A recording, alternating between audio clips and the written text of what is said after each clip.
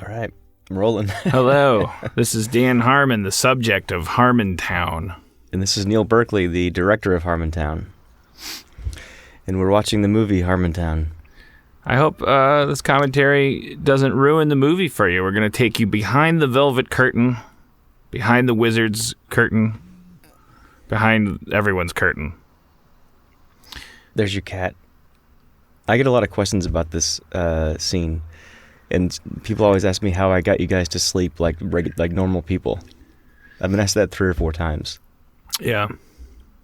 Well, you came over very, very early. So I had enough energy to open the door. And I was very happy to go right back to sleep. So this is authentic sleep you're seeing. You opened the door and you looked like someone looks at 8 in the morning after being up all night. And you said, "Is this what you wanted?" How foxy my girlfriend is.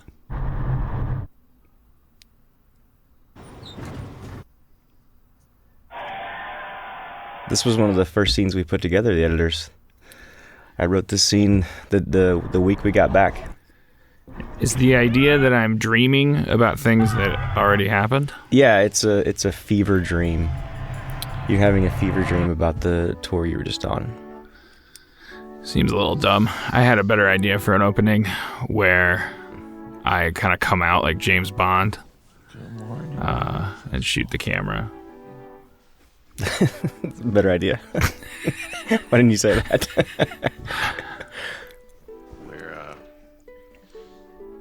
We're back in Los Angeles. People also comment on how beautiful lit your room is. It's all over. It's perfectly lit. Get some nice sun.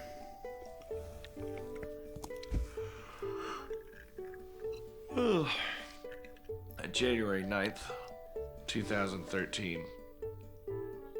I and my intrepid friends loaded into a tour bus and went across the country. In each city, big star of this movie, to a microphone for anywhere from 50 to 350 and an unsung hero in almost every job he does, Ryan Elder, who did some great original scoring. People's clothes while they were wearing them, drank moonshine, blacked out. He works for you. He has Rick and Morty, right? He does. He works on Rick and Morty. I've known him forever. He was introduced to me as a guy that was helping people do their own music for Channel 101 shorts in a world where usually people just have to resort to ripping off licensed music and hoping nobody sues them to make their internet videos. Ryan was one of the early Channel 101ers to actually offer services as a composer so that you could actually own your own shit. It was really cool of him because he certainly was at a professional enough level that he didn't have to do that. He was just doing it for fun. Here's one of your favorite scenes to shoot. Yeah. One of the reality scenes.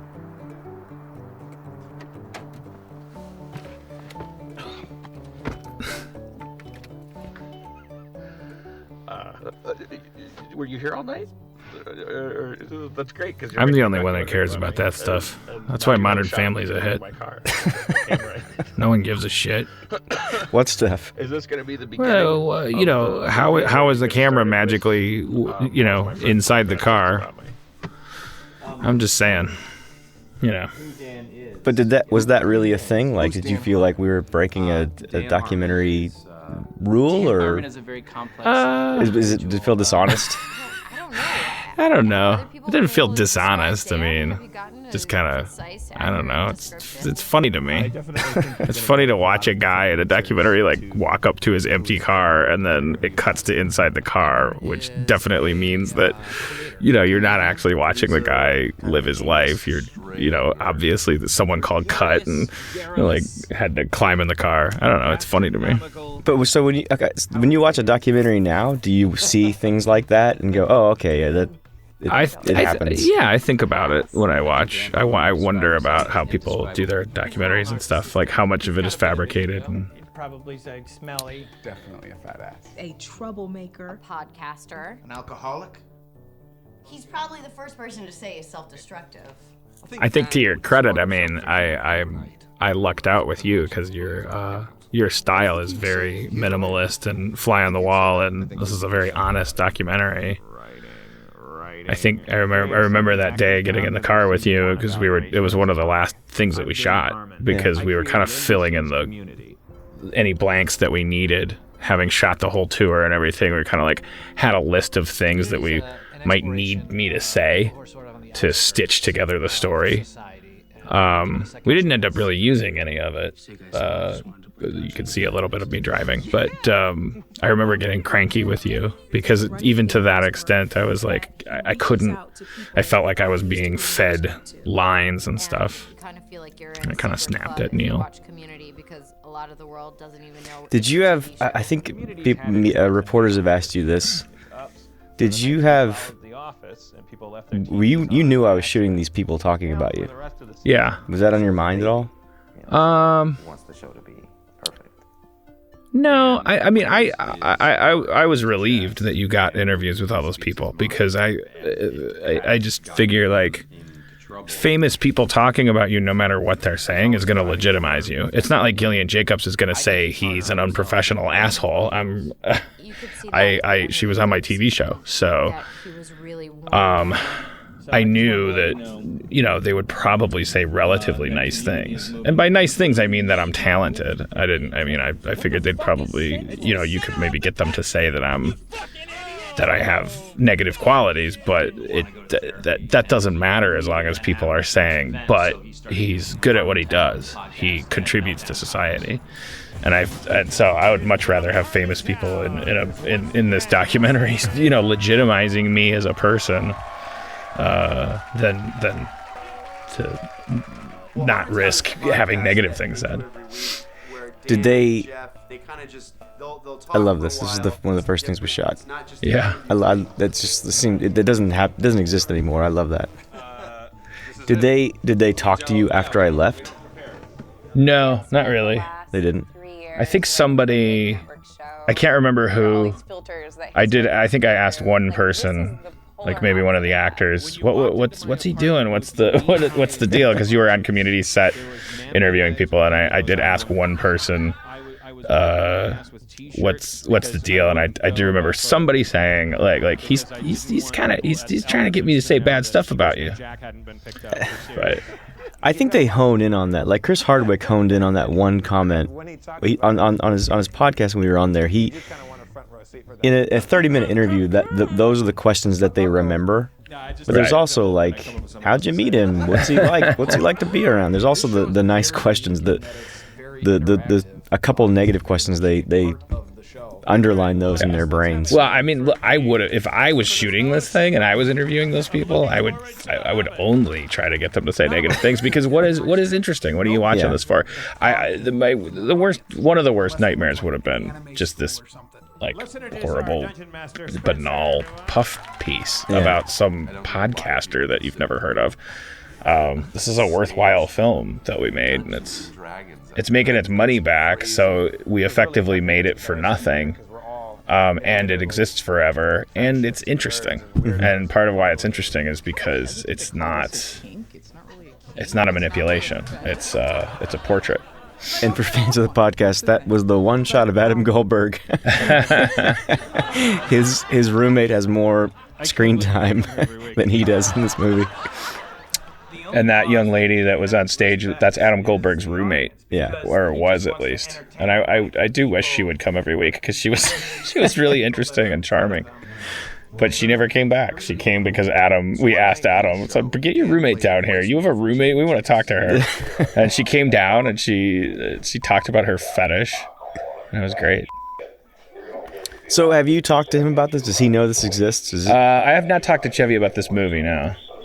Last time I talked to Chevy, I think he had just seen, I don't know if he'd admit that he watches Community, but I think that he had just seen the episode of Community's 5th season in which we kill his character off in absentia.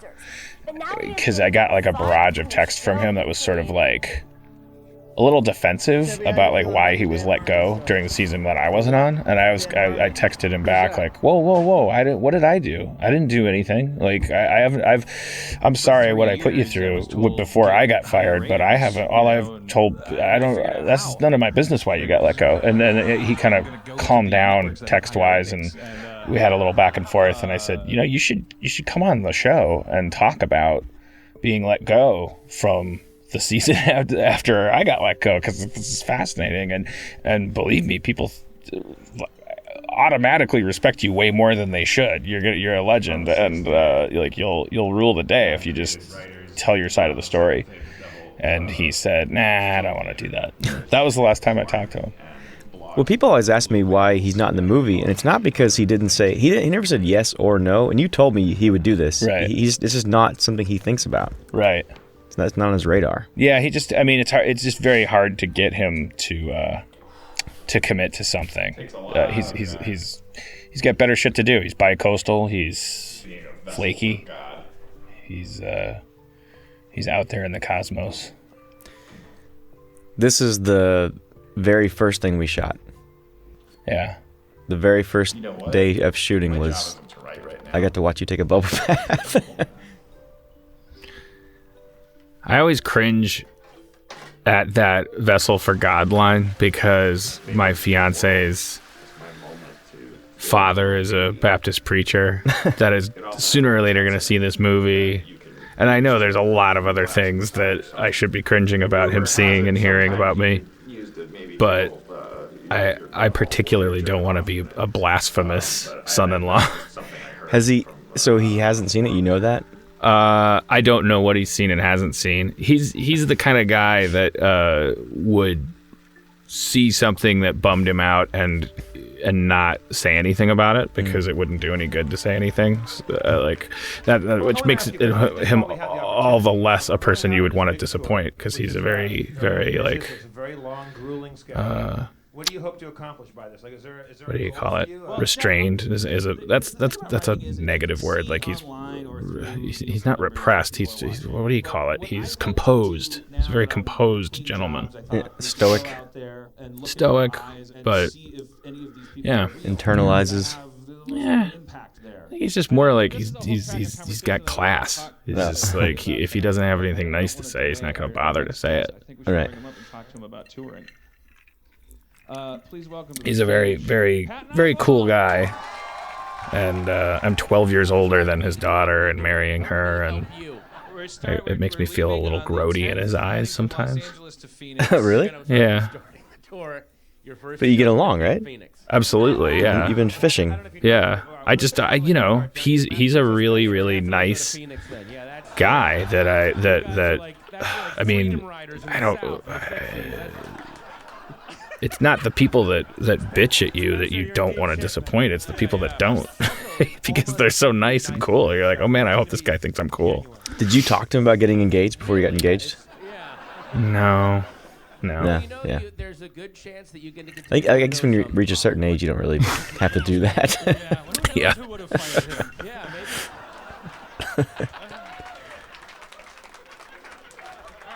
Let's thank Pat and Oswald for coming by. There's a great Eric Idle scene from this show that we couldn't use in the movie that will be in this longer cut somehow.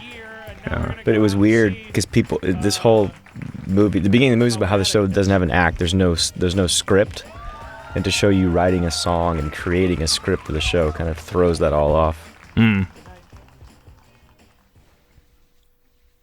you remember when this is all you had to do to make people happy? This made you a good person. That's it. That was all you had to do. Still had to do something. It was still an accomplishment. I put bubbles on my head. I think I'm most happy that made it in out of all really? things, because it's such a it is how it does summarize my deal. Yeah. Like I just want attention. I just want people to like me, and I also it summarizes me in the way that I think summarizes mankind. Which makes me, for a brief moment, a human being. The word bus, but that's a bus that I rented. Oh, is this video right now? Spencer, I'm keeping an Those are all T-shirts. All of those bags are filled with T-shirts that Aaron McGaffey made. 6,000 T-shirts. So Aaron's thing was she wanted to come on the tour. Obviously, she and I haven't spent more than a couple days apart since the day we met. Like so there was no way I was going to get on a tour bus for a month without her.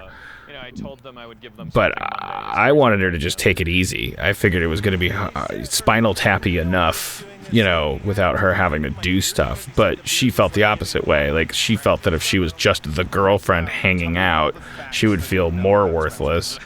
So she wanted to have a job. So she's like this merchandise czar. So she made all these T-shirts. She made 8,000 T-shirts that couldn't fit on the bus. Then every show, on top of all the pressures that we're under and all of the dissatisfactions that are happening, Aaron's got all this T-shirt shit to do. Which is why, not to sound too defensive, but that one moment where you see me being kind of a prick to her because she's like calling my name and I'm walking. And I go, nobody asked you to do this. Like, it is like, because I knew when she asked to do the merchandise, I knew that was going to happen. Well, you also saw over the course of like 3 days, everyone had to do a show, make a documentary, and do some T-shirt business. Like, you take them over here, you set them up. We all had a merch job to do before and after shows. I also know from experience that the thing with T-shirts is that T-shirts are just it's like a charity. It's like a service you provide, because no matter how much you mark them up, you basically just make enough money to print more T-shirts. Like the game with T-shirts is of course the larger bulk you buy them in, the more chance you stand to make a profit. So everybody tries to, bet that right number. And it always just basically amounts to, anybody who's ever made T-shirts for anything knows what I'm talking about. You just end with breaking even and with 9 boxes of T-shirts in somewhere. In a storage space or in your attic or something. Yeah. And Harmontown was no exception. And this one hand shot up, and it was Spencer. That shot of you is the room we're in right now. Oh, yeah, I know. You see me in that room filled with garbage. That becomes the voiceover booth at Starburns. He doesn't like being around strangers even more than just being around people he even knows. And so to be going up and doing this, it was amazing. I talk about it in Q&As. It's hard to really stress how much of a stranger Spencer was. Yeah. When I shot this, I had met him maybe for 5 minutes and went out to his house. Here's one example of how much of a stranger he was. When Neil and I had our first beer together and to discuss whether or not we were really going to do this, Neil said, are you going to bring Spencer and play Dungeons & Dragons? And I was like, no, of course not. That's the dumbest idea I've ever heard. Because we had played D&D all of 3 or 5 times in the podcast. But more importantly, like, we were going to be recording these podcasts on the road. I was thinking about the wrong things. Like, I was thinking, like, how are people going to follow the story of Dungeons & Dragons if we're podcasting on the road? They won't be able to keep up. And for whatever dumb reasons I had in my mind, it's like a different lifetime thinking about the fact that I thought bringing Spencer on the road was not necessarily a good idea. And the director, who was a stranger to this whole thing, was like, no, everybody I've talked to is like, you got to bring that guy on the road. Yeah. And I'm like, oh, okay, fine, good. What's his last name? How old is he? Where is it? Yeah, when his parents dropped him off at the bus, and it was that it only then dawned on me that he might be a lot younger, or that age was a factor. Yeah. I hadn't thought about him as a kid or an adult or anything. I just thought of him as this guy. Because he was 22 or 23 when we left. Well.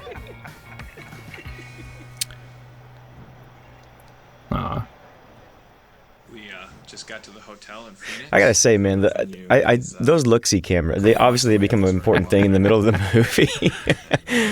But man, I'm really happy we bought those things. Yeah. So I guess you should talk about the anxiety you had leading up to the tour and what you thought might... Well, because this was the Pickle Giggles. It's really weird because Patton Oswalt, if you listen to the episode where Patton gives his We can also talk about this. well, there's this this is like one of my big editorial things is I begged Neil, please put the pedophilia as an option if you have the gumption tongue twister in there. I was really proud of myself. I'm no Jeff Davis, you know. So then I was like joining in Jeff Davis's little game.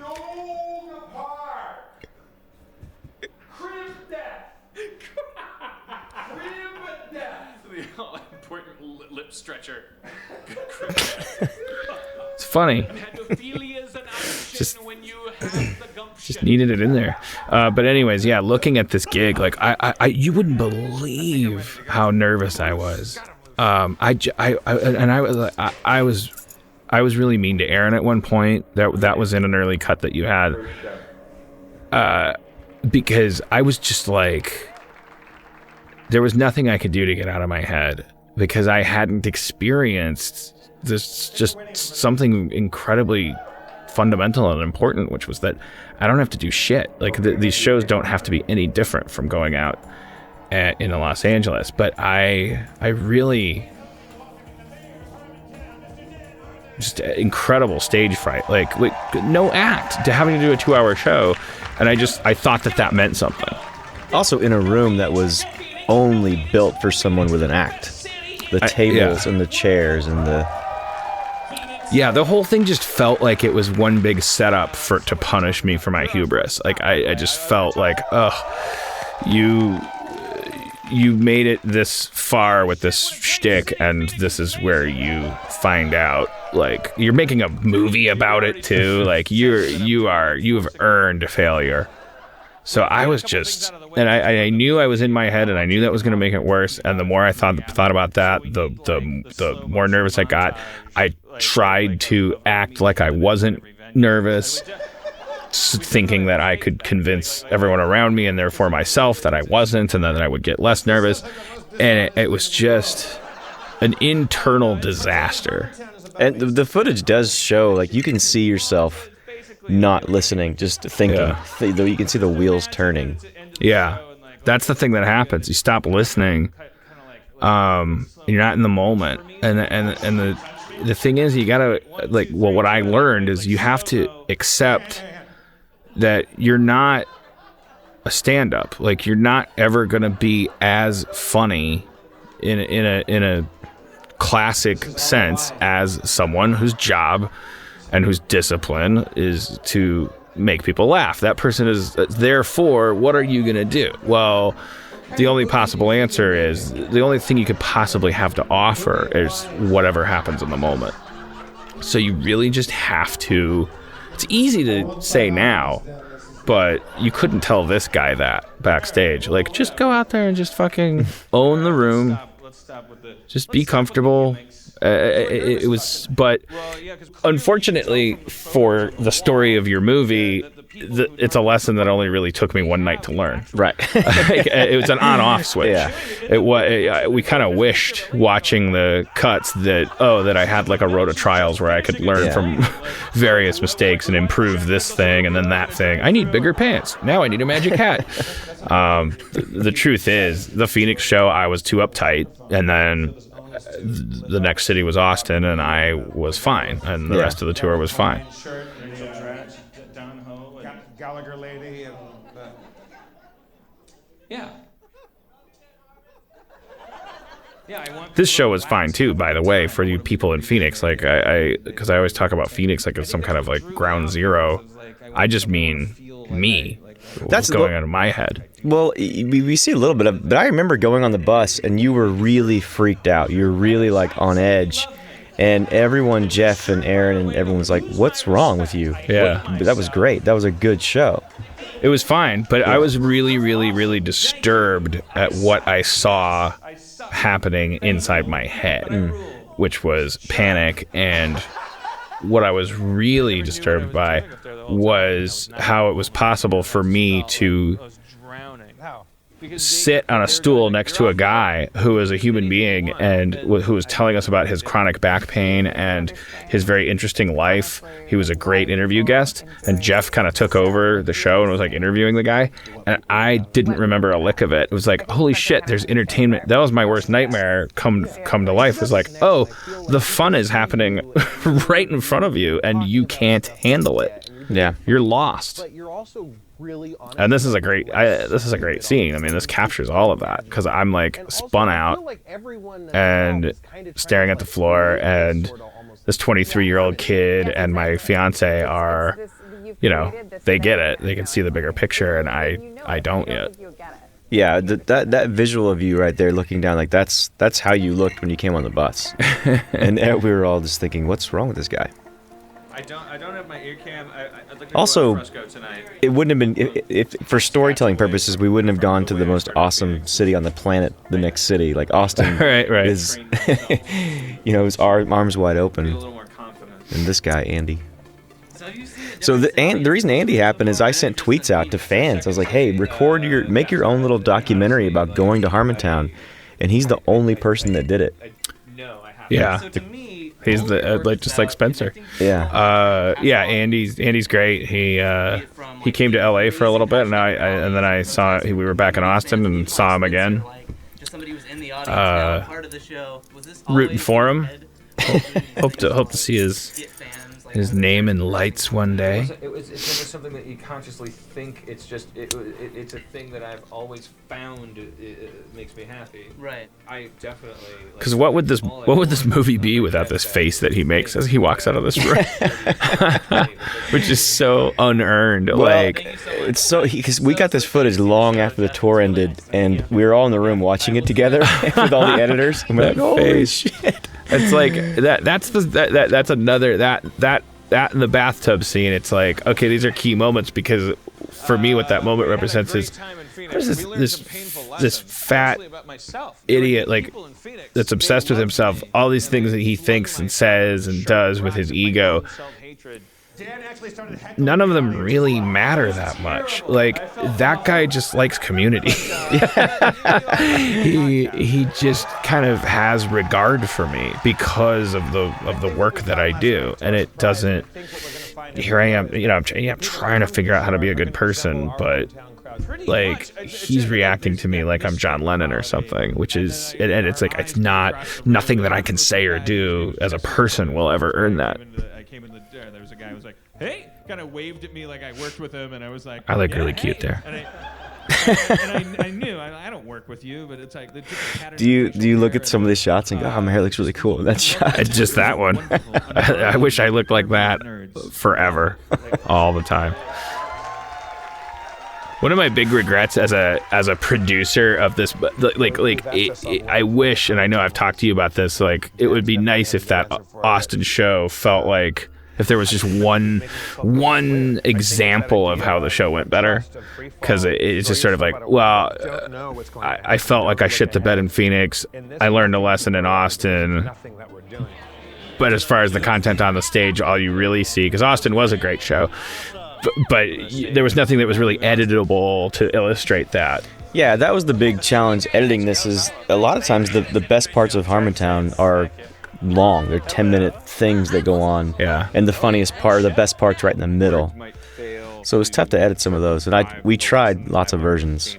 But that's one of the shows in this extended cut that I talk about all the time that will be longer. You will see. We'll just let it play.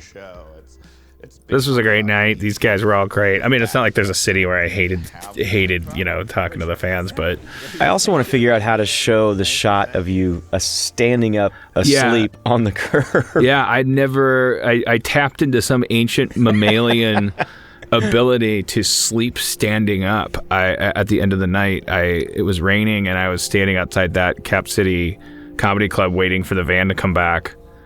And I locked my knees like a giraffe and slept standing up in the rain. Well, the sad thing was everyone left you. Yeah. So you're the name on this marquee, and everyone was gone. Working on my CBS pilot, and then I have a Fox pilot I'm supposed to be writing. Well, everyone wants to know. I get that question a lot. Why my hands are fat like a little baby's. I want to know that too. I guess too much pizza, I guess. Was there any blowback? Did any network bring this up? Have you heard anything from anyone? No, I mean you don't get. I look cute there too. You don't get blowback. Look at them baby hands. You don't get blowback in this industry. I mean I got fired from a major studio and rehired and never had a conversation about either. The things that are important don't get talked about. The only communication that goes on is like, this is great, we love this is great. If you're like blacklisted, you'll only figure that out over time because your phone just won't ring anymore. If CBS is pissed about me kind of whoring out my deal with them as if it was the part of my story, that will be evidenced by them never signing a deal with me ever again. Right. The good news with that is that what did we learn from me doing one pilot with them is like, it's probably not a match. It was worth a shot. You've talked to me about leaving a voicemail for Ben Stiller. Is that shot of you on the phone with Rob? Is that you leaving the voicemail? No. Oh. No, I could tell you the color of the walls and the carpet when I left that voicemail for Ben. Do you remember what you said? I was invited. We were inviting him over to a party at our house, and I pretended to be a fan that had just seen Permanent Midnight and therefore couldn't wait to try heroin, and then had already just tried it and passed out while leaving the message. And I had to commit to my dumb bit where I fell down while leaving the voicemail, and then I realized hanging up that I hadn't left him any information about the party, like the address or when it was. So I had to, all cool, funny messages. It was followed by me calling back and going hey, it's Dan. Sorry, I forgot to leave the message. So it's, every time I see Ben Stiller's face, I think about my shame. And inventive and I was shocked that that was really cool of him to do this. Oh man, I can never figure him out. I will go to my grave not knowing if Ben Stiller likes me. I don't know if it was the most endearing thing he did. Is at the end of it he goes, "Was that good? Did I do what you needed?" And I go, "What do you mean?" He goes, "Well, I was very low key. Did you want more upbeat?" And I said, "No, I want you to be you." And he goes, "Okay, well that was me." Yeah. And I was like, "Wow." He's an odd bird, and I say that with all respect. I think he figured out at some point that the most intimidating thing he could do is do nothing at all. Yeah. I think he learned, either consciously or unconsciously, that if he just holds his face still and stares at you, you'll burst into flames in your own insecurity and stuff. It really was 26 degrees that day in Providence, Rhode Island. One pair of jeans. Are they magic jeans? Do they have one use? Are you saving them for something? Oh yeah, they recharge every couple of days. So when I was a kid, people would tell me, "Take a shower, you stink, you're a piece of shit." And one day I took a shower and combed my hair and got on the bus, and all the 8th graders were like, "Whoa, look at that, dude, give me skin, man, give me 5. Fucking seriously, man, good job." And I was like, "Never again, motherfucker." Well, here's where we show the shows, I am going to be like what it was like. That the shows were funny and entertaining. Which is tough. I mean, that was a big challenge for you in cutting these things together, because it was like, what's the story of this documentary? It's not going to be able to hold up as a concert movie, right? Like Comedians of Comedy, where you can. And the thing that we realized, I don't know if you guys realized this while shooting it, but if you're shooting Comedians of Comedy with Patton and Maria Bamford, and they're going from town to town and they're doing their set. Yeah. And I'm sure they have lots of variations, but if you're shooting them for 20 cities, guess what? You're going to get the perfect shot of Patton Oswalt doing the Captain Crunch bit. You're going to get the perfect version of the setup, the perfect version of the punchline. if a guy's going to 20 different cities and babbling drunk into a microphone for 2 hours, you have 500 hours of footage, and you're lucky if you have a single moment that's cohesive. Yeah. So like these things would happen. I'd go like, well, come on, give me a break. What about that time when I talked about race for 5 minutes and I had that really cool screed? And Neil would go, well, first of all, the camera 3 was behind a pillar.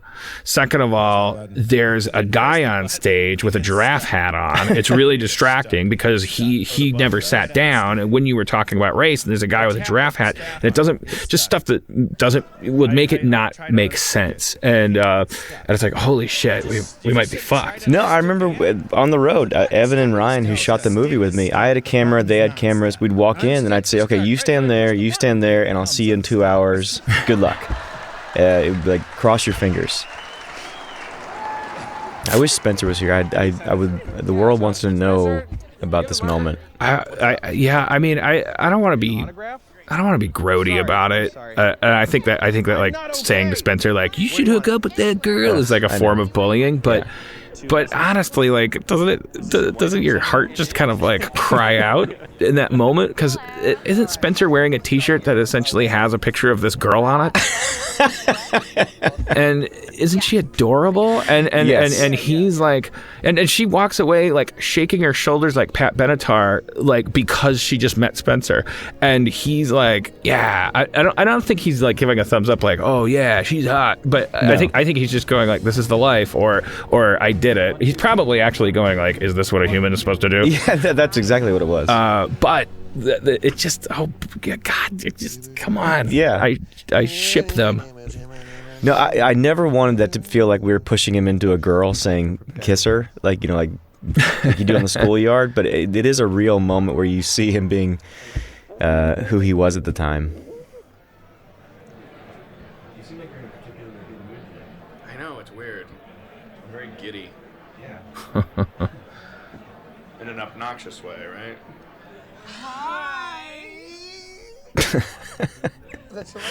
No. I'm gonna make the theme of tonight's There's Brandon, our sound guy, who's made more noise than he recorded. The loudest sound guy in the business. It comes from like 4 generations of sound guys. Like his dad held the first boom. His dad, when Harold Lloyd said, "Help! I'm hanging from a clock." Al, the jazz singer. I was making up a funny example, but yeah, you don't get funnier than that. Like his dad did audio in the fucking Jazz Singer, which is literally the first movie with audio, and he's a descendant of that audio guy. And he was great, but ironically, like so much sound coming out of that guy. he just loved saying YOLO. And we all, for like at a certain point of the trip, we were all just going YOLO, YOLO. Like it's how obnoxious. But it was one of those deals that was the most annoying thing. And then once you embraced it, it was like, all right, let's just enjoy this guy. It became just like this dumb.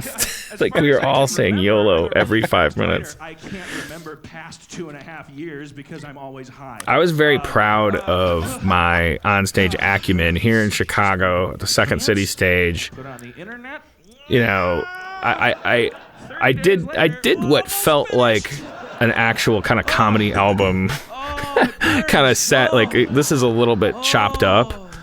But I really like that was. This is the show. If you watch the Chicago show, like within it, Jeff asks me, "What would your dream job be? What if all 3 of your shows got picked up?" And I kind of describe what my dream day would be.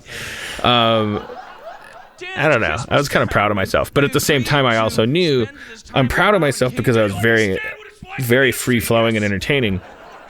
And sure enough, you know. Part and parcel of that is I'm saying too much. I'm talking about CBS. I'm talking about NBC. And it's like that sort of sums it up for my act. It's like you can't, you know, like people appreciate being talked to like they're real people by someone they could perceive as a real person. But the price of that is that you have to say things that sound like you wouldn't say them if you were filtering, and then I get in trouble.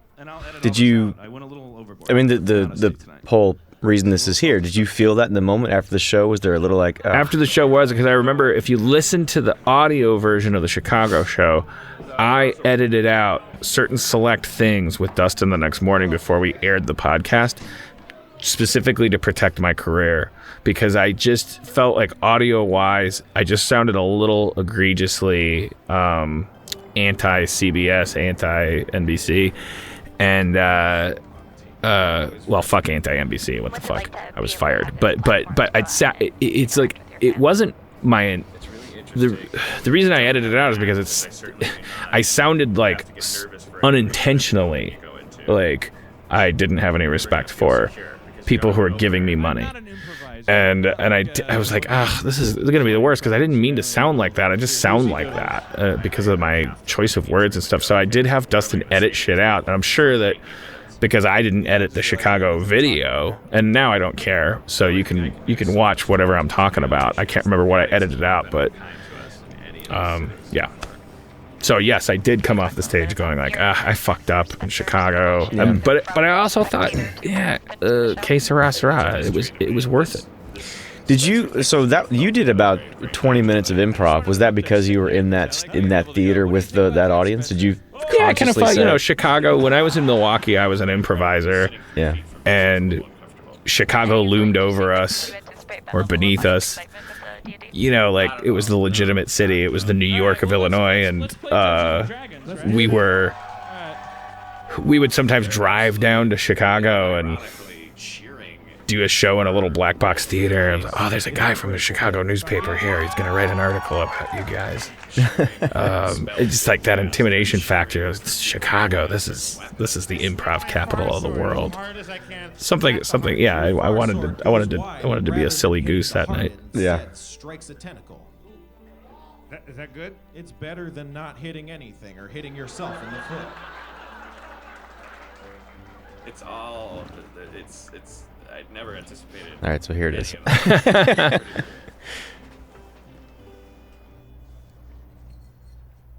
So I don't want to sit here and Tom Likas defend myself, but as you might be picking up here, it's like the director told us, let's get this shot, you and Jeff walking.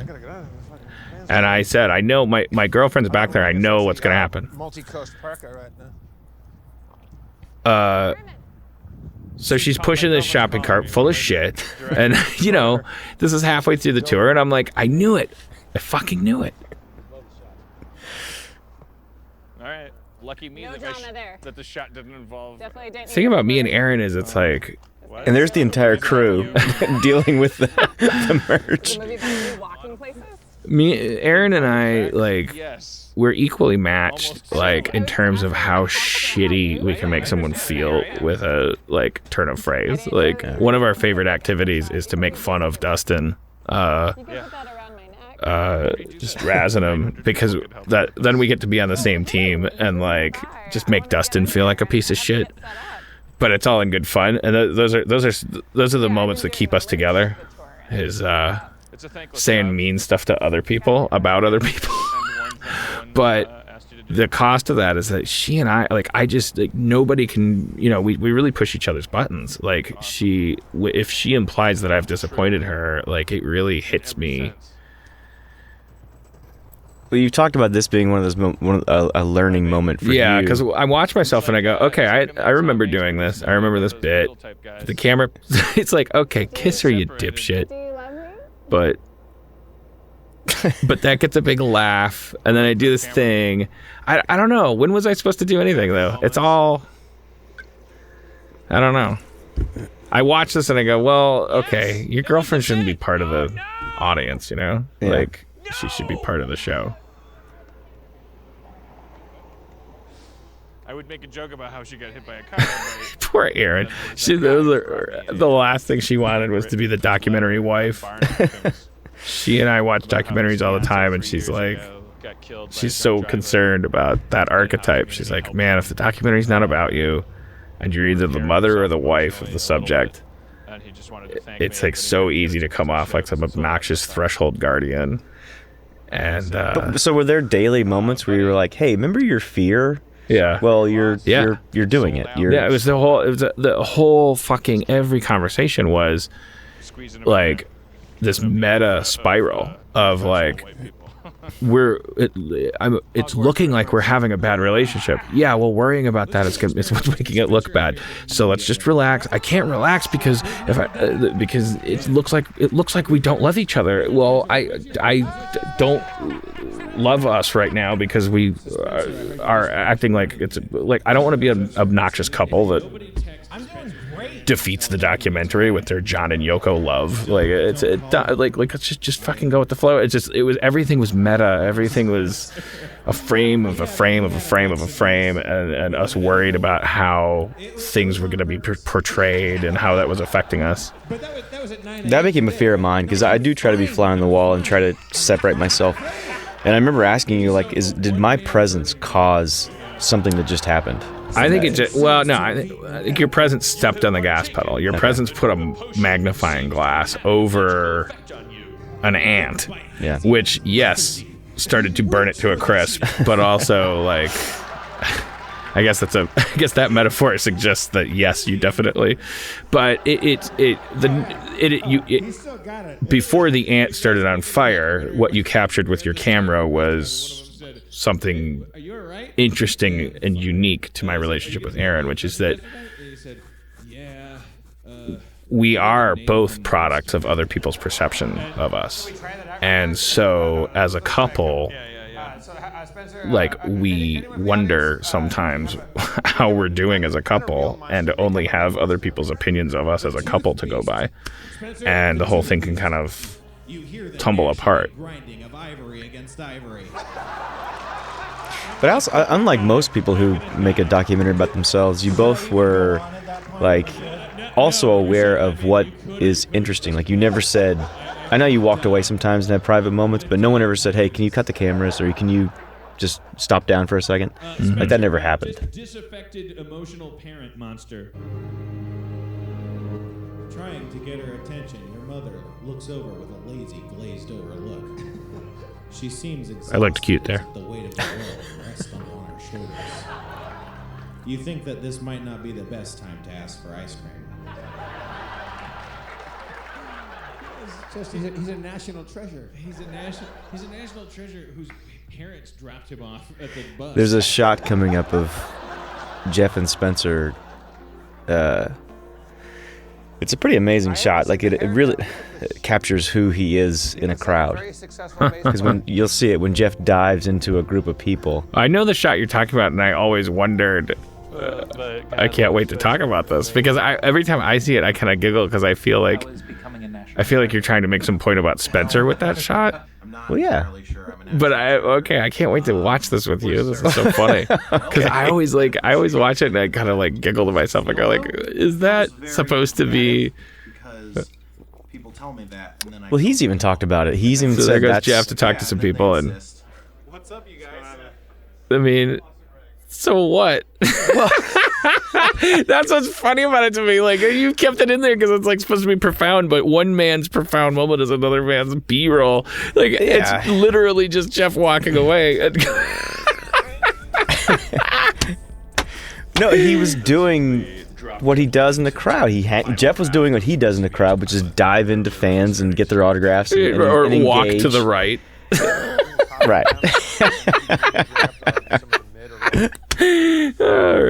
You're gonna get mad at me. I'm not mad at you. No. Spencer's even described that as he said that scene's like what I'm like in a crowd. Like it's yeah. I stand still while other people walk to the right. I think it's pretty good. I look cute in this shot. It's cute. I think it's that. I gotta keep wearing that sweater. You haven't done the Fox one yet, have you? But get that done by. I like this too because it's like I pick up my phone and Jeff's voice trails off. Having like an essay. Well, this is kind of what it's like to talk to you sometimes. It always makes me laugh because I don't know it has this unintentional effect of like the point is that I hate Jeff or something. No.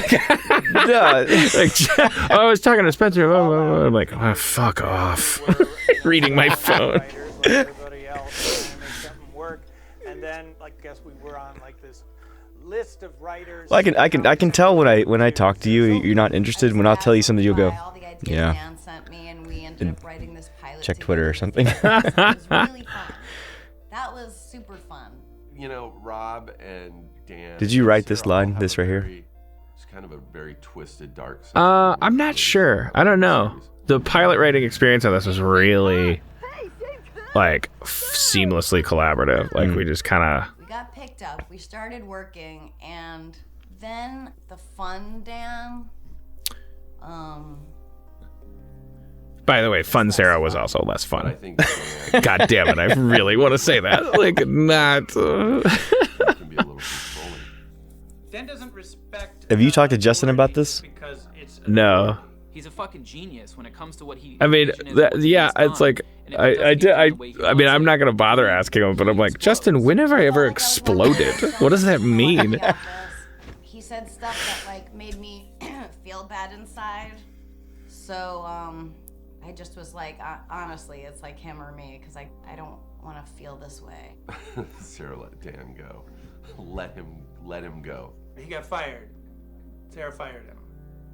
It seems that Dan really thought he'd be. I feel like Jay was fed that line because I always say that about myself. Yeah, we both had visions for the show. I mean, the truth is, every single thing he wrote was amazing, and that's how bad it had the to most be. That I was quoted willing to line. give that. Yeah, it's a perfect I'm his trailer line. biggest fan, and I fired him. Then she said, you know, you have to make a decision, but I want. There he is staying. And that was. He was really emotional during that. That was a real. He got fired. I stayed. Yeah. Well, it's not. It's one of the most satisfying things about my friendship with Rob is that it's been galvanized by something that should, for all purposes, like tear two people apart forever. Yeah. And we just didn't talk to each other for a year. I was, I was as petty as I needed to be. I knew I was a shitty person for feeling the way I felt. And we just spent that time apart, and then just kind of, we didn't make a big deal out of getting back together, but we got over it. And ever since then, things have been, I think, a lot healthier. Because I think during the time that we weren't talking to each other, well, I wrote Community, and Rob became his own person as well. And so, we weren't married anymore. We weren't partners by default. And I think that was the best thing that could happen for our friendship. You don't know what that means. Because you needed that separation?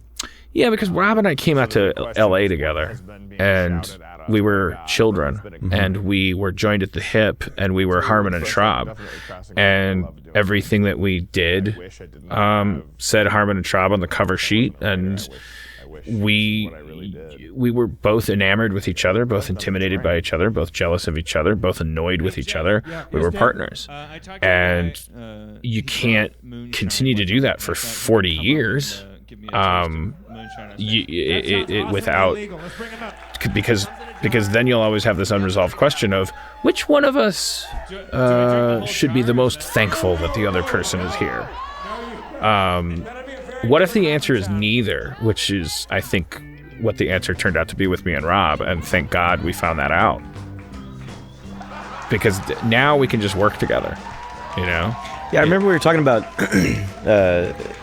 it's a deep track, but Jaws 4, this video Rob made, and you were talking about it, and I thought you would say it was so funny or it was so genius, and you said it made me so angry. Like, you were so angry that he made this really funny thing that you were like, oh, God damn it. Rob and I always, we would always express, like, You were drinking moonshine before? that was our way of complimenting each other, was to say how pissed off we made each other. No, it's like, you know what it tastes like, and I don't mean to be So here's it tastes the... like a fight with my girlfriend. So what? It tastes like tonight, Aaron. You're editing the show the next day. Right. What was your state of mind about the show? The Nashville show. Do you remember? I was really embarrassed. I mean, it's all here. You can't. I mean, I was embarrassed. the night of, I thought I was nailing it. I mean, look at me. I don't tend to. That's one of the dangerous things about me is I'm a pretty high functioning alcoholic. Like I don't typically become verbally impaired. By the time I do, if you hear me slur, then there's a pretty good chance I am in a complete blackout. Well, that was the hard. We couldn't even. This was also a funny show. I mean, it was a good show. Yeah, the people in Nashville seem to be grateful. Afraid of human connection right now. What's your name? But what were you embarrassed about? I don't. Well, like I said in the interview, I don't like. You're glossing over real It's humanity. the audience had a good time. I consider that good luck. Like they could have had a bad time, and there wouldn't have been anything I could have done about it, if that makes sense. Like I mean, I say it right here. Like I don't have a right to be that drunk to the point where I'm absolutely like I don't consider that professional. I think it's fine to be drunk. I just, for me, there's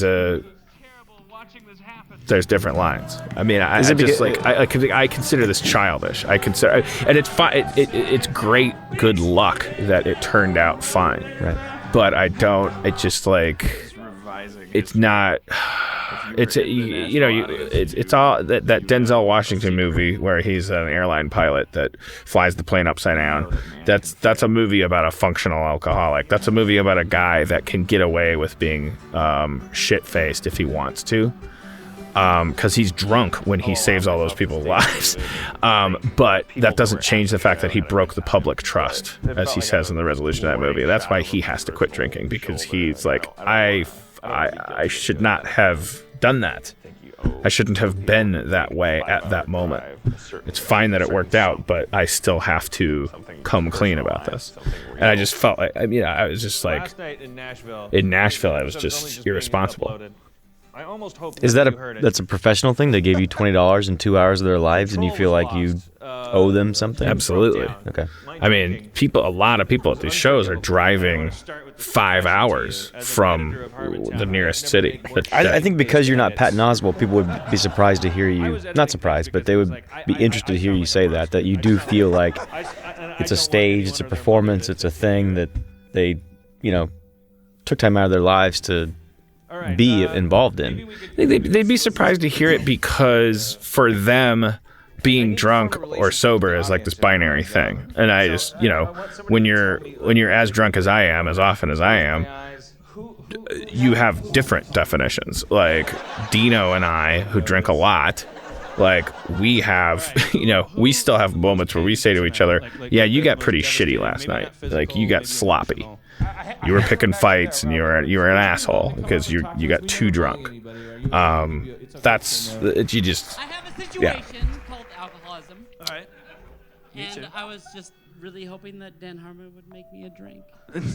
That's not the cure for alcoholism. Like there's such a thing as a tall flamingo to a flamingo. What are you most afraid of? But to other birds, it's just like, oh, look at that long-necked bird. But if you run in that circle and you're like, oh, that guy's neck is too long. I got too drunk in Nashville. I'm okay with spiders. I hate snakes, though. Oh, okay. Snakes and being a failure. Megan, what's up with you? I'm glad this scene happened, because I've always said the hard thing about this movie is making it is a comedy tour. It should be funny. But to me, the best parts of Harmontown aren't always funny. It's usually people just talking and saying something honest and open. So it was really important to have this moment to show that you bring strangers on stage and they talk about things that are emotional. I know it's a montage and we blow through 7 different people, but to me, this is a little encapsulation of the best parts of the show. Yeah. What I think is really cool about the people coming up on stage in Harmontown shows is that it 95% of the time it actually shatters a myth that you have as an audience member, which is that everyone else in the audience is a piece of shit. 95% of the people that come up at Harmontown they reveal themselves to be both completely human and also very entertaining. And the idea that can be a show that because we're kind of trained by stand-ups and just stage fright and all these things that like, oh, well, you can't have chaos. You can't have everybody would love to be on stage, even if they hadn't earned it. And also, they're supposed to pick on those people. Right, they're supposed to. Yeah, well, use them as because targets. the spotlight is supposed to be this privilege. Yeah, and it's supposed to be this abusable thing, like a pile of gold and treasure of the Sierra Madre. Like everybody wants it. Mine. But it's not. I mean, when people come up at Harmontown, it's like, well, the spotlight is like a basketball. You know, you can kind of pass it to somebody, and they can do something with it, and you can applaud them, and then they can pass it to someone else, and it doesn't have to be like anyone's possession, and it doesn't have to be like, who the fuck are you for getting up here? And the audience is right to always have that skepticism, because they're sitting there, they're watching a show, they want to be a voyeur. Someone from within their ranks gets up there on stage, they better have something to offer other than just a desire for the spotlight. And 95% of the people always do. Then there's, it's just like, there's some crazy people that are like, it just confirms that myth. They're like, I just wanted to come up on stage, fuck you, but they get punished, and it's kind of fun to punish them. But I that's what I really like about that aspect of the show. Is it feels subversive to me. The idea that performance as we know it doesn't necessarily have to be a competition. Nobody has to be killing anybody or getting killed. So when a new political figure comes on the scene and you kind of look like. So how do you know why is Jason Sudeikis here that night? Sudeikis. It feels a little random. It does. Sudeikis and Davis and I were all in Comedy Sports. Sudeikis was in Kansas City Comedy Sports. Jeff was in LA Comedy Sports. I was in Milwaukee Comedy Sports. We all three met in Kansas City. Kansas City would have these big tournaments. And Sudeikis, Jeremy Carter, who later became Super Ego, and their friends, they had a troupe called Der Pickle. That was like the splinter sketch group off of Comedy Sports. So we just known each other forever. I went to visit Sudeikis in Las Vegas the night that he got drafted to SNL. It was like he was doing a Second City show in Las Vegas for 20 people a night in this little shitty theater in a casino, and we showed up the night that he was like, holy fuck, an SNL guy was just here tonight at the last show, and I think I might have just gotten on SNL. Really? Yeah. I was also like weirdly like at Rachel Dratch's apartment the night that she came back to her apartment and said, holy fuck, I just got it. Really? Yeah. And I don't even know Rachel Dratch. I was just at her apartment because one of her roommates was a friend of a friend. But I think maybe that's just old age. Like if you live long enough, you're gonna know everybody on SNL.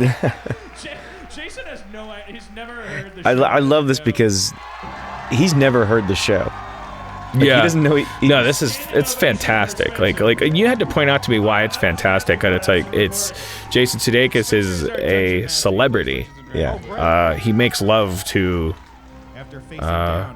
another celebrity, tabloid women, and he he takes out his phone because he wants a picture of this guy. Yeah. Because he can't believe what he's seeing. But what he can't believe is something that exists in every dining room and living room across the country, which is what makes Spencer exceptional. His unflappable representation of your very basic foundational dungeon master. Really beautiful while I'm doing it.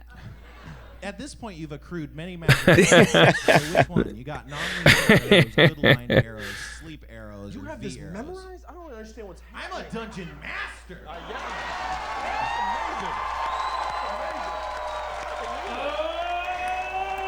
This was an incredible night, man. This was the night where it's like, this is so fun.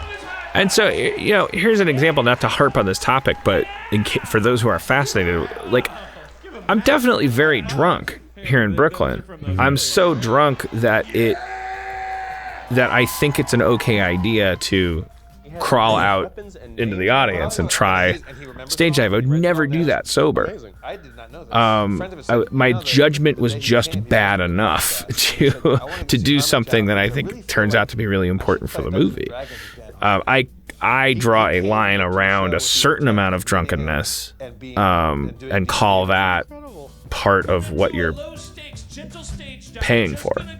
Because sober me, I'm not saying I need to be drunk to entertain you. I'm just saying that part of the whole package can and often does include a certain fogginess that I put myself into so that I can I don't know what, push the envelope. That sounds presumptuous. And I'm just saying Nashville was that's just your uncle ripping your mom's top off at a party. It's just oh, Uncle Bob, what are you doing? You mean stumbling and slurring and bear hunts? Yeah, bear hunts. I took the audience of fucking bear. It's just I know that they had a good time, but I'm just saying come on, It's a really garbage. exhilarating feeling. And it's a perfect metaphor for what this is. It's just this is your favorite line. Hairy toddler. He smells. He's got BO from the bus. Just going, can you guys that paid $23, could you just carry me around the room with your love? That's great. This is so maudlin. He can do no wrong. That's a transformative feeling. It's like a trust exercise. It's it was fucking people holding you up. And they're all nerds, They all failed gym. Holy shit. Amazing. Dan has been on such a... I always talk about how many... I always say if there were 50 people or 500 people, 90% of the crowd lined up afterwards. Mm-hmm. I mean, we sat there for hours while you signed everything. And I always thought the bus would pull away and there'd be one kid on the corner with a Sharpie pen and a poster sign, and you'd be freaked out because he didn't get his thing signed. Well, this is the girl that everyone adores. I was diagnosed with Asperger's about a year before the show came out. This is in Portland, and everyone loves her. It's not an easy diagnosis to score, man. You helped me stand up for myself, and I never wanted to say that to you directly because I'm a chicken shit.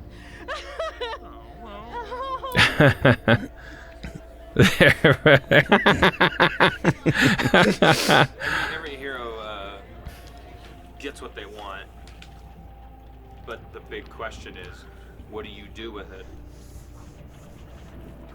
You got where you. So this is a thing. Every day I would ask you where we are on the story circle, where we are on the journey, because you talk about story all the time.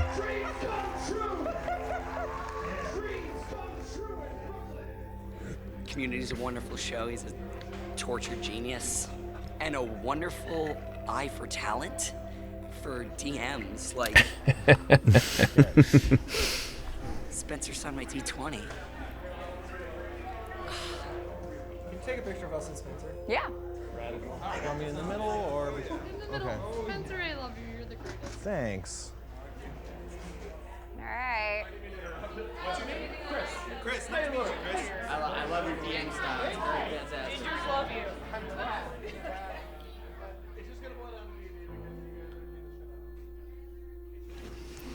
These guys are great, the podcast cast guys. I think they've stopped doing their podcast. They have. Ran into one of them in Portland. Yourself as an introvert. Do you think that this tour? Who told me the other was having some difficulty, and I don't know. Well, they get that. Well, if they don't feel like doing the podcast anymore, fine, don't. But if I get to vote, have they seen this? I don't know. I haven't talked to them since this came out. But I mean, they're just so supportive of. I mean, they did a whole week of podcasts dedicated to our podcast, and they're just really positive, people. We've kind of represented what the podcast world really has over radio and TV and stuff. Yeah. This Spencer trip to Times Square was there's a shot at the end that again it's like the Jeff thing. It sort of encapsulates who I think he was at the time. This whole trip. Yeah, he hated Times Square with a passion. I guess I wish that he's come on, man. He's walking away from a crowd of strangers. But I see why you edited it out, but there was a clip of Spencer reacting to the M&M store. That was so great. Yeah.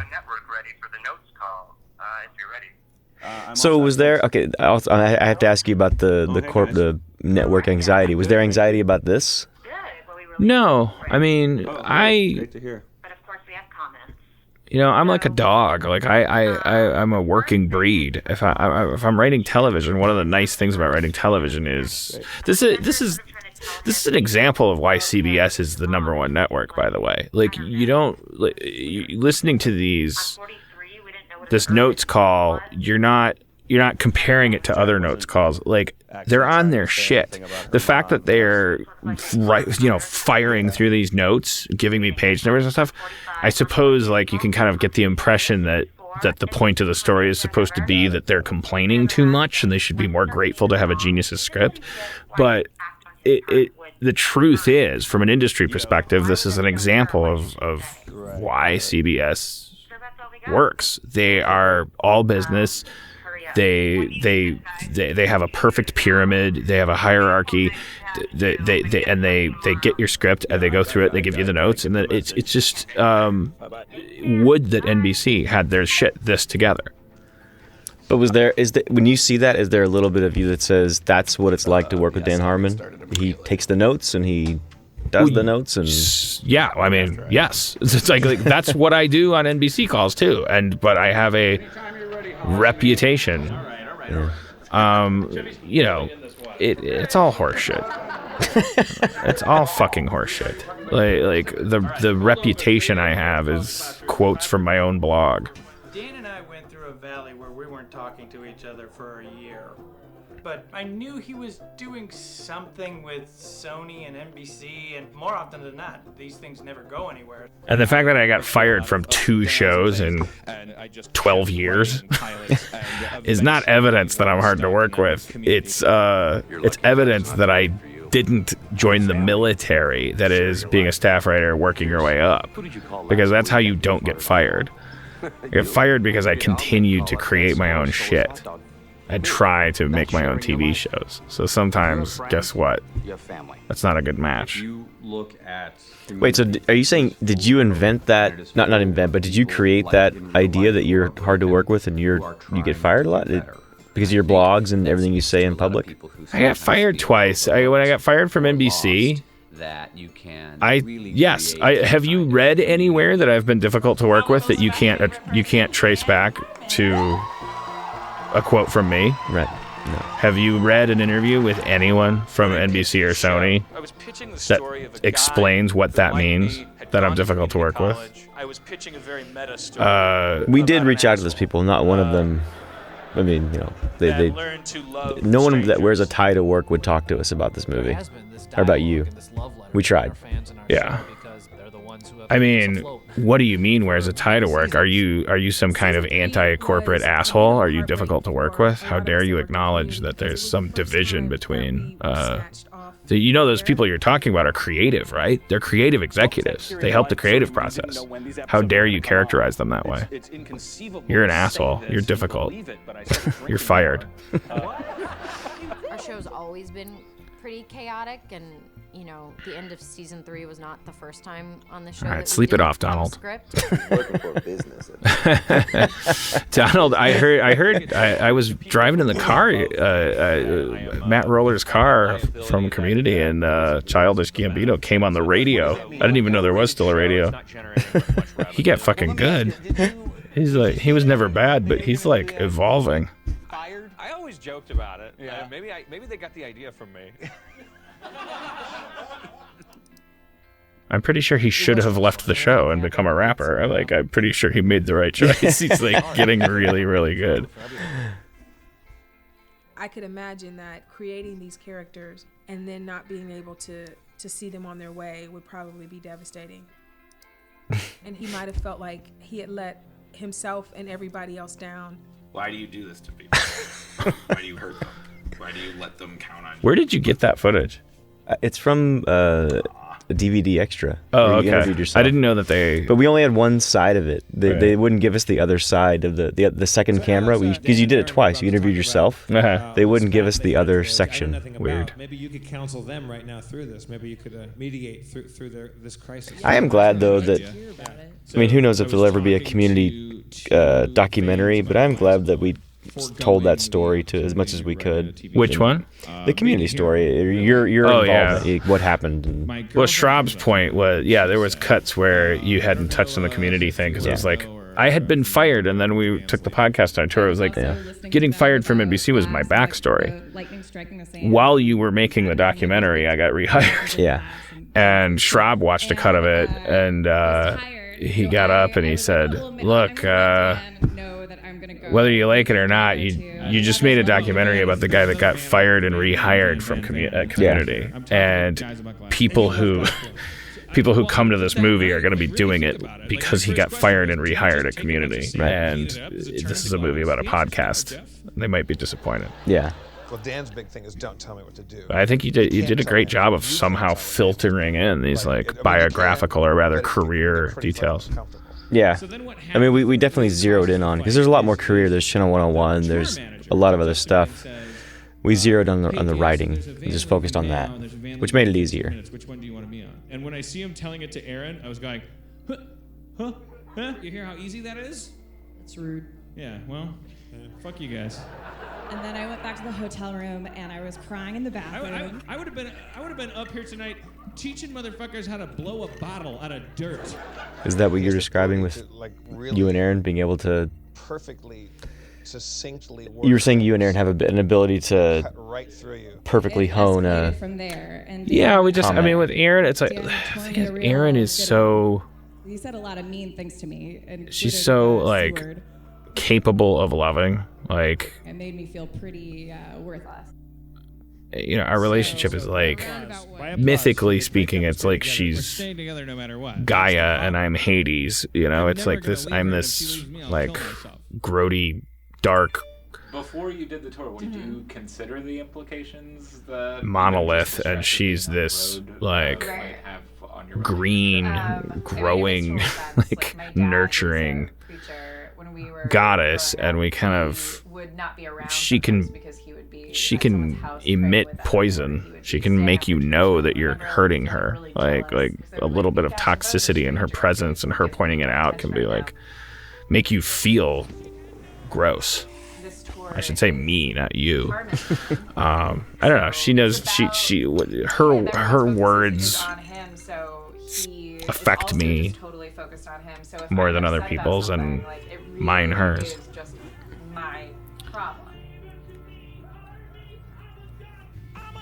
This is Harmontown. What? It's funny. Aaron walking away with Spencer in the shopping cart. It's funny. And while I'm like, oh my god. Again, if you bought anything, I will sign it. I won't leave until every last fucking scrap of your. This is awesome. This is another show where I thought, man, that went really bad. Oh yeah. And you had a completely different take on it. Well, maybe it did. What did I mean?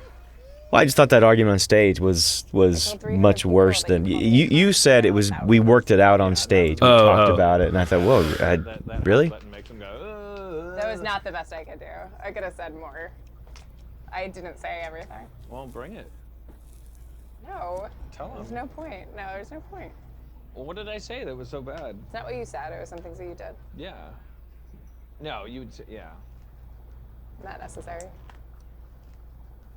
She's not being fair there. So there.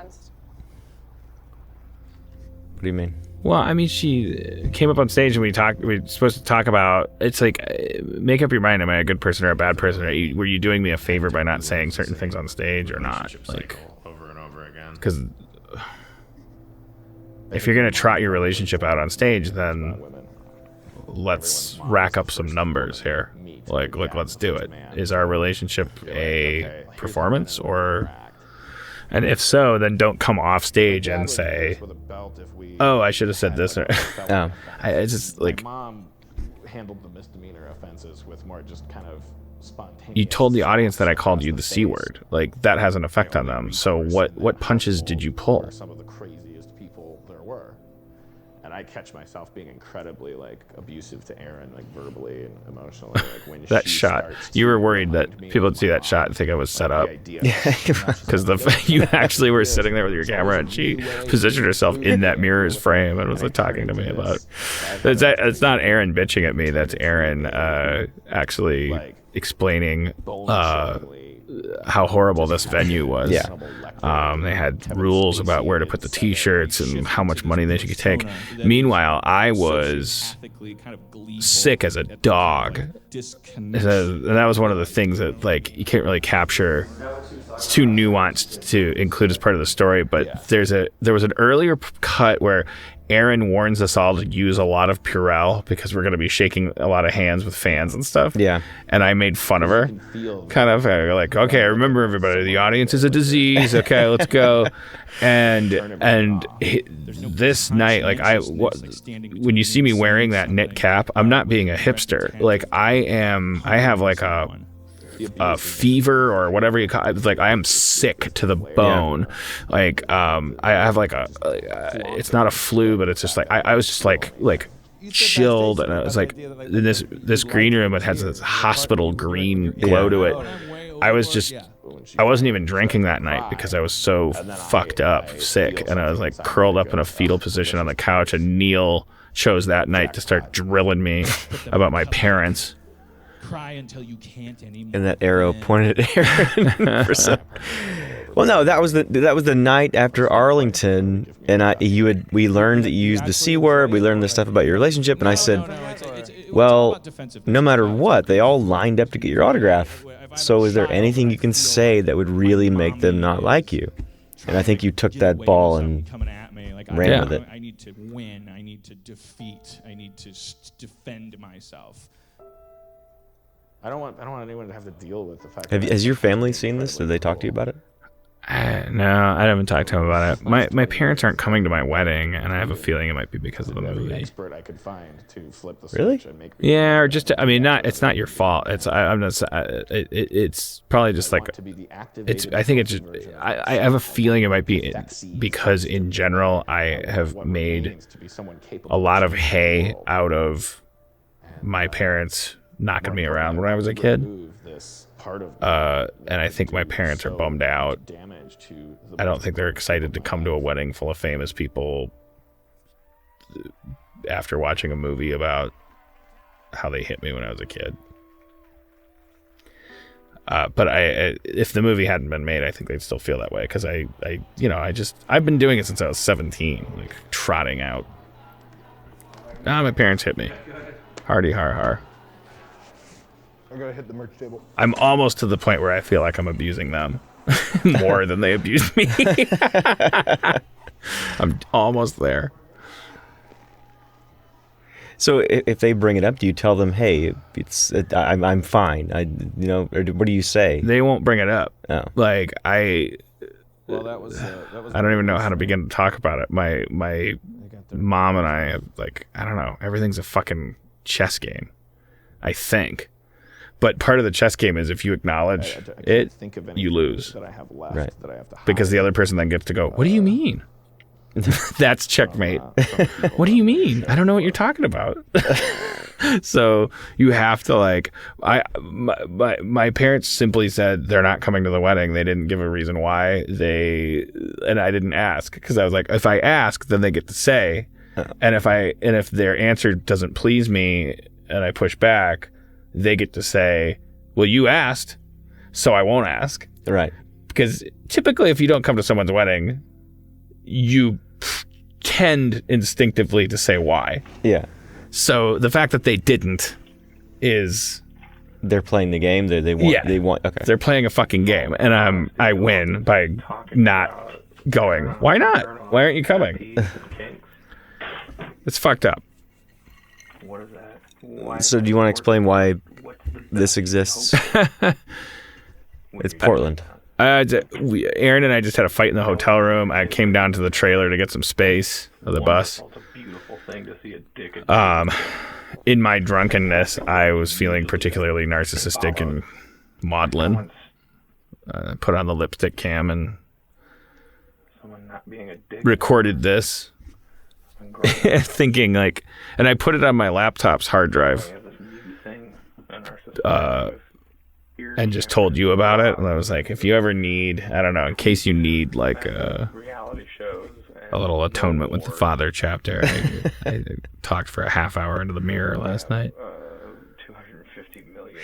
You've talked about how it might be healthy for people to have cameras on them to capture everything. This is one of those moments where I think it might not be a bad idea for people to go through this as an exercise, to record themselves in a mirror talking to themselves and being honest. It would definitely be a good idea for me because I'm a verbal thinker, so I wish I could work up the gumption to talk to myself, because I get more thinking done while I'm talking, and so if I could talk to myself, I could be so much more productive. So part of your, when you were doing that, you knew there was a camera capturing this moment. So what, you were talking to not just yourself? Well, I'm not a monkey. Of course I knew there was a camera. No, what I mean is, I guess if you had gone to the bus and with no camera, you would have been there with your own thoughts. But you had a camera, so you captured it, and you, not like a performance, but you opened up more because you were capturing exactly. this. Of course, okay. yeah. That's what I mean. Yeah, what do we do when we get in a fight with our girlfriend and go out to a van to drink? I would have just sat and drank, and I would have. It's like having to talk to a mirror about what's going on. It's definitely changes everything. So you'll always need people like me. Great news though. Because when I gave you that look-see, I thought you would never take it off, like the rest of your life.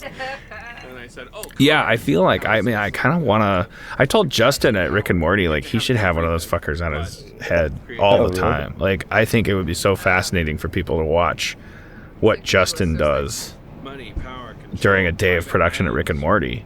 He goes from conversation to conversation about what color the pants should be and what a robot should look like. I mean, I can't think of anybody more fascinating to put a camera on their head. And like, every time I say that, he's like, oh yeah, I should do that. Like, gotta put a camera on that fucker. You can't turn your back on your. I think that it's boring for this, but I do think that would be fascinating. Just having walked around those rooms and seen things. That means he'll change, right? So here's where Aaron finishes your script for you. She did do a good job. Yeah. I don't know if the edited version of that makes it clear. I mean, it is true. She really did help me a lot. Yeah. Looks down at him. You're not going to change, Jack. Well, that's the point of that scene, is to show that she helped you out. Yeah, I just don't know if anybody watches like the edited version of it and goes like, I think they're trying to pretend like, but it's no, she actually definitely helps me a lot when I collaborate with her.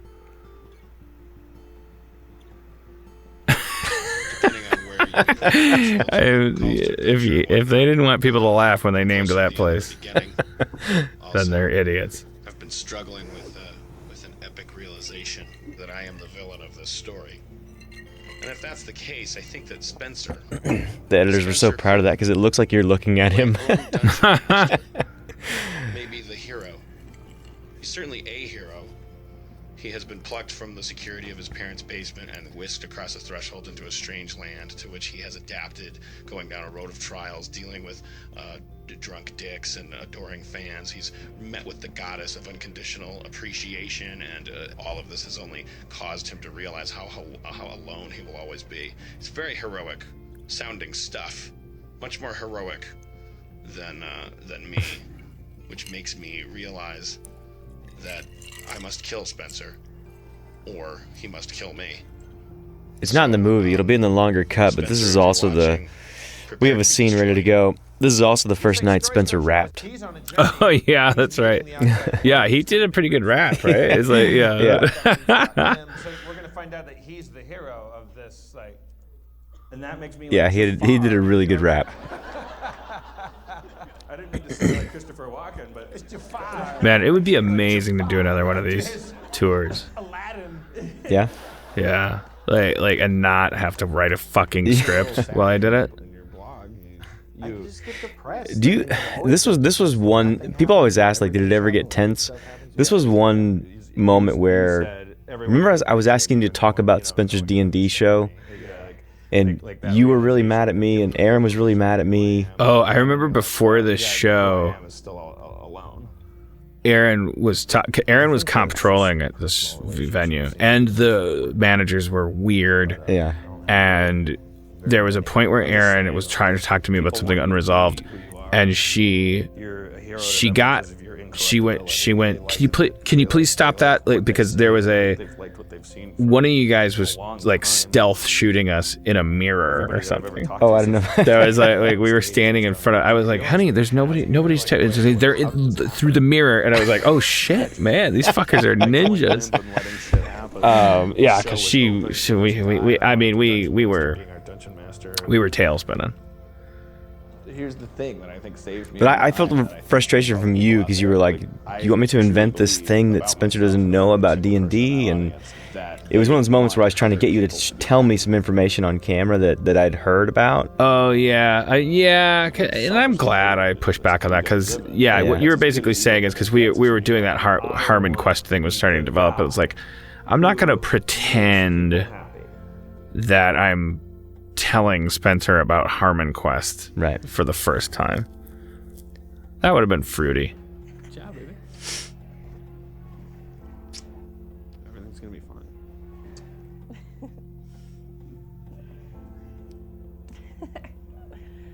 Hi. Hi. Well, that's it. I love your face at the end of this. This is the moment when it really sinks in that we're done. Why don't you marry We it? did it. Did a little tour. All right, Harmon. I think it's time to And bring there's this this right AG. into the stage and talk about what we. Yeah. I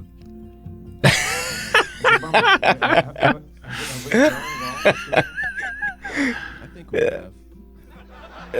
I know I have, guys. From this one show that I've joined you on.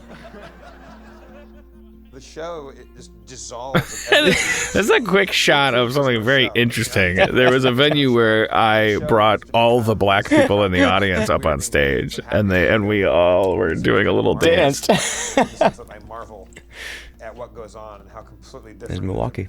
Or Madison. Close down the show. I love that black people come to Harmontown shows, and there was somebody that came to the show. And they came up on stage, and then after the show, they're like, "Yeah, I told my friend I'm going to Harmontown. I think I might end up on stage because I'm black." And I was like, "Yeah, I like that because it makes me feel like Norman Lear." Like I'm this old fat white guy that's like, I love black people. We went to New York when that guy goes, he said, who's having some pain? That guy goes, I'm blind. And you're like, yes, come on stage. My God. That's it. I mean, we're pretty much done now.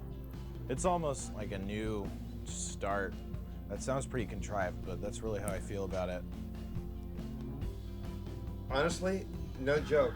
Getting to know you is my favorite part. The San Francisco, people always, they want to see the Nashville show and the Brooklyn show, but the San Francisco show was a mess. Oh yeah. I mean, it was a train wreck. Like Jeff was wasted. Yeah.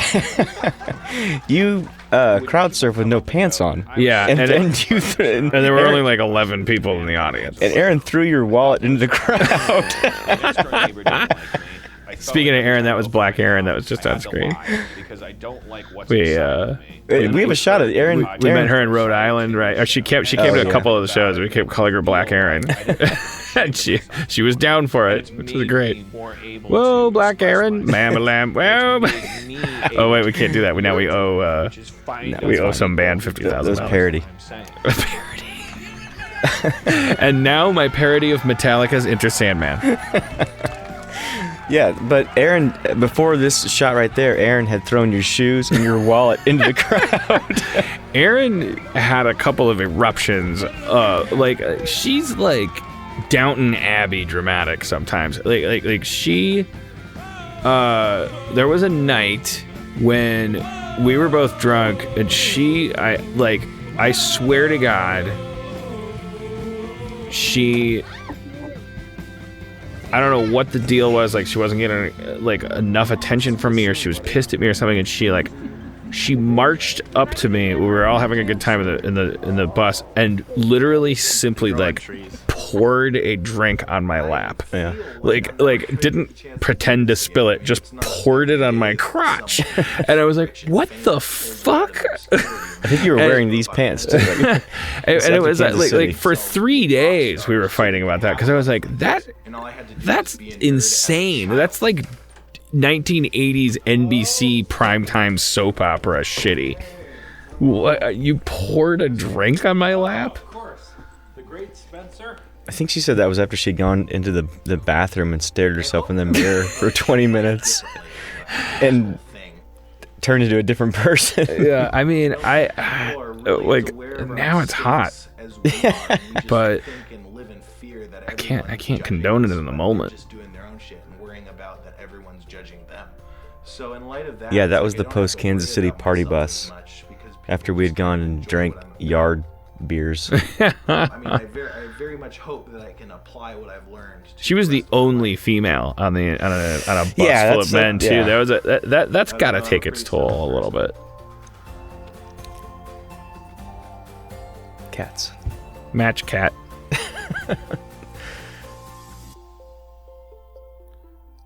Poor little Vivian. When we watch this and we go, oh my God, this is a pre-Harvey joint. We have this giant dog now that won't leave that cat the fuck alone. To the point where I'm considering getting a second dog to just distract the dog from the cat. My poor cat that's been with me through thick and thin. She's my little princess, and she's just been pushed to the sidelines and so annoyed by this fucking giant idiot dog. For an audience that wanted me to. I have a cat. Whenever I see that, I think of you like 20 years from now. There's my cat. There's my cat I had all those years. I can't think about it. I feel like Viv exists in some strange quantum flux where, because I rescued her from the streets and she was so malnourished we couldn't tell if she was a kitten or an adult. And the vet told us she was 13 years old about 15 years ago. So in my mind, like, Viv has like transcended the laws of chronology, and she might be if I don't look at it directly, like, she might be around forever. And that's a good thing for a guy like me to be able to have effects on people. And is it okay to say that it's not okay to say that this song is a sound-alike? Is it 40 years old? If you say that, then it's not a sound-alike. Well, no one's gonna know what you're talking about, but it. Well, I wanted to give credit to the original artist. Their lawyers will call. Okay, all right. You'll be giving credit to their attorney. It is well. Then let me just say that Ryan Elder is doing a brilliant job in this moment of. They'll never discover. Yes, you're right, but they'll never discover it. Right. That's how good it is.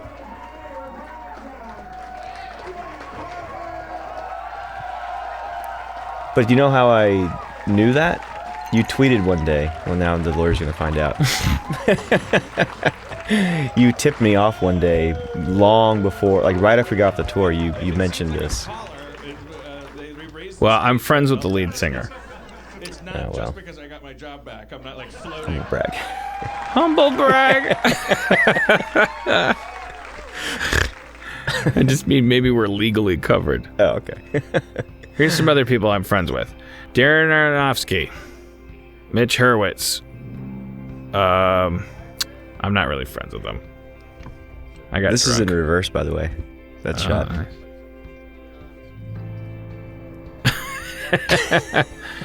You cut out him then saying Vince Gilligan is in the other room, which he was.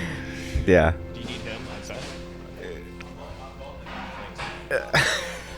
Superstar's gonna go away. It's too good for us now. We knew you when you were nobody. Son of a bitch. Let's go on a bell and let's roll. We were writing an episode for season 6 where Annie's brother, comes back. We ended up dumping it in the moment, but I think it may happen. This is all real. This reaction's real. Like, people have asked me about this. This is all in the moment. This is happening. You're lucky. I'm kind of amazed in that moment because it's like I'll keep pushing Spencer until he breaks. Like, and at this point, you have no idea. You have no idea how insane that environment is. Like, it was literally his first time on any kind of camera, and it was 3 giant cameras on dollies in front of a 200-person crew. There is nothing natural about that environment, and you can't tell from watching behind-the-scenes footage because all you'll see is a clapboard and it just looks a little extra glamorous. There's nothing glamorous about a set. Like, it is all pressure. It's all alienation. It's all a reminder that you cannot do this. You shouldn't be here. And I'm a narcissist and a 41-year-old and a trained improviser and an actor who's created a show, who owns all of those people, and I wouldn't be able to sit in front of those cameras. And I made Spencer do it. Part of it is a little sadistic. I'm like, well, if he's fucking so good, let him fucking keep doing it. But also, as long as he can keep handling it, But you have some curiosity, like how far you can take that. Yeah, right? like what would could Spencer be president? Let's make him president. Let's see what would make him like freak out and just go, I can't take this anymore. Yeah, Spencer was just on Brooklyn Nine-Nine. And I didn't call anybody and say put him on Brooklyn. The casting director, somebody he kind of he didn't have to put out his headshots and suffer the indignities that most actors have to suffer, but he definitely he earned that Brooklyn Nine-Nine job. And he talks about it like it was going to get a cup of coffee. Yeah. Like he's like, yeah, I did that. I was the guy that bought drugs. Whatever. I did want to ask you, you told me recently that last shot, which I think is a very special moment. God, my fucking my ass. How could you just tell me to pull, out of all the shots that you wouldn't say, look, can we do another take of that? Pull your pants up. One of my only redeeming features from the waist down is I have a beautiful, tout child's ass. It's a cherub's ass. It looks good. It's rounded and it's gravity defying. I just needed to pull my pants up. Sorry. You're welcome. All right, Harmontown. Harmontown.com, apparently.